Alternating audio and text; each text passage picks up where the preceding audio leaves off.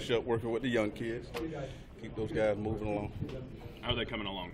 Young kids? Yeah. They're coming along well. When you have guys right now that's on the scout team, I like to always try to utilize those guys after practice a little bit, just to get a little bit of extra work in as far as technique, fundamentals, route running, understanding landmarks and blocking. So if those guys' number is called to come up and play, they're ready to go. Cam and Katerian are those guys that, if you needed them, could you think they could help you this? Yes, obviously, we recruited those guys this year, and from what the body of work they gave us, throughout training camp, those guys can help us in some fashion. Right now, Katerian's just a little bit behind mentally. Cam's way ahead physically of Katerian right now, but both of those guys are developing well, and we're excited to see the future. Scott said on the radio last week that Cam was maybe among the most powerful guys on the team. Yeah, he's just naturally gifted as far as his lower body strength. And then, he had plays with such leverage. When he explodes into you and strikes you, those guys go backwards. And I'm really excited to see what he's going to do with this football team in the future down the road for us right now. Do you, Scott said you didn't quite know what position you play long term. Do you got to try to fight to keep him in your room there? It's a daily battle. It's a daily battle. The offensive line coach, the defensive line coach, are messing with the kid every single day. But I'm trying to keep him in my room, for as long as I can.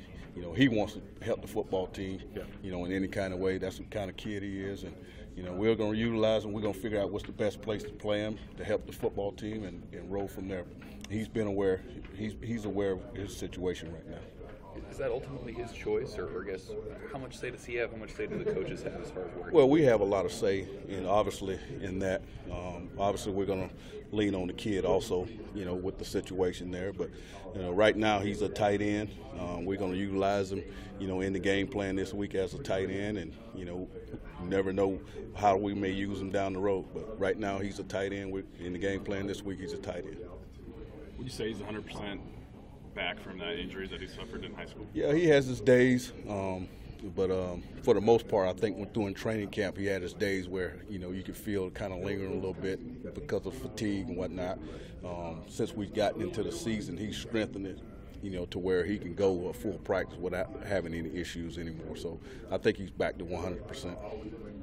Talked a lot about Rafdal and Allen kind of being more or less that co-number two. How would you describe the differences between what those guys can bring? I think everyone talks about their height and the things that are similar. What's different? Well, they both are obviously long in length. I think the differences between the two, I think Kurt's a lot more polished as far as a route runner, and I think Austin's a lot more polished as a blocker right now. Both of those guys are competing every single day to pull up on their deficiencies and trying to even those things out. And we're working on a daily basis to try to pull those guys up to where Jack is. Jack is, really playing at a complete level as far as me, seeing him in practice every single day. Those guys are trying to pull up next to him, and they're working extremely hard. There's a really good fierce competition there between those two guys on a daily basis. I move them around. You're the two today because you worked a little bit harder, in that particular day, or if there's a period where I think Kurt's worked harder than Austin, I'll move him ahead of him. So the competition there is, is fierce, and those guys are really working hard to push up to Jack right now.